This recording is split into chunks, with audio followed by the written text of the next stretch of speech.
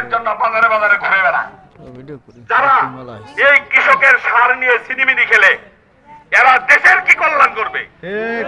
আজকে মানুষকে তারা ধোঁকা দেয় যে আমরা ফ্যামিলি কার্ড দিব, ফ্যামিলি কার্ড। ফ্যামিলি কার্ড আপনারা পাইছেন নাকি? কেন পাই নাই? নির্বাচিত হলে আমাদেরকে দিবে এই কথা বলছে না? আমি আপনাদের খালি একটা অভিজ্ঞতার কথা বলি। 5ই আগস্টের 2024-এর পরে আওয়ামী লীগের চেয়ারম্যান মেম্বাররা যখন সবাই চলে গেছে, আওয়ামী লীগের ক্ষমতা চলে গেছে, তখন কিন্তু এই দেশের স্বপ্নে দেখা ক্ষমতাসীন দল যারা এখনো মনে করে নিজেদেরকে তারা চেয়ারম্যানের করে যায় বলছে যে 10 কেজি হলে কাজ কয়টা আছে 500, আমরা দিব 400, তুমি দিবে 100, এবং ভাগ করে নিছে না? দুস্তমাতার কাজ কয়টা আছে আমাদের এই ওয়ার্ডে? 20টা। এর মধ্যে 15টা আঙ্গুর দলীয় নেতা কর্মীরা দিব, 5টা তোমরা দিবা মেম্বার চেয়ারম্যানেরা। করছে না? এই লে করে সারে এই কার্ড বিতরণের সময় মাগনাই দিছে, তাই না? টাকা পয়সা কারো কাছে নিছে, এগুলা বিক্রি করা হয়েছে। যারা এই সরকারের দুস্তমাতার টাকা, ইয়ের টাকা, জাগাতের টাকা, খেতদার টাকা, এইগুলো কাজ সরকার গরিব মানুষকে দেয়, এগুলো নিয়ে যারা বিক্রি করে খায় তারা দিবে আমাদেরকে ফ্যামিলি কার্ড। এগুলা হলো ভোট নেওয়ার জন্য ধোঁকাবাজি।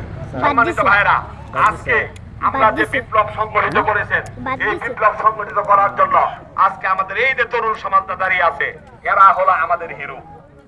এই তরুণ সমাজ যদি জেগে না উঠতো তাহলে এই দেশের সাধারণ মানুষের ভাগ্যের পরিবর্তন করার স্বপ্নও দেখতে পারত না, মানুষ তাদের অধিকার প্রতিষ্ঠিত করতে পারত না।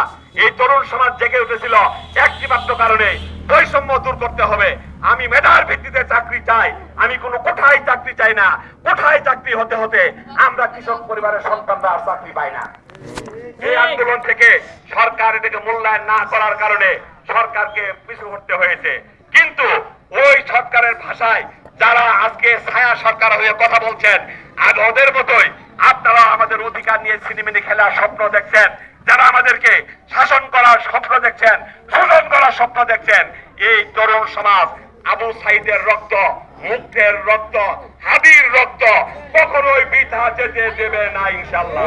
প্রয়োজন হলে আমরা আরো হাদি হব, প্রয়োজন হলে আমরা আরো শত শত আবু সাইদ হব, প্রয়োজন হলে আমরা আরো শত শত মুক্ত হব। বুকের তাজা রক্ত ঢেলে দিতে হলে আরো দেব, তারপরে এই দেশকে চাঁদাবাজ মুক্ত করে ছাড়বো ইনশাআল্লাহ, মুক্ত করে ছাড়বো ইনশাআল্লাহ, দুর্নীতিবাজ মুক্ত করে ছাড়বো ইনশাআল্লাহ। সম্মানিত ভাইরা, এই আগামী নির্বাচনটা হলো শুধু সাধারণ কোনো ক্ষমতার পরিবর্তনের নির্বাচন নয়, এই আগামী নির্বাচন হচ্ছে আগামী দিনের